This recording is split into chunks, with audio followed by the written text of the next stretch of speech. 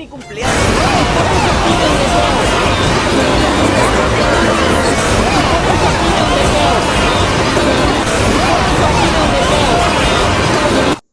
Si te ríes,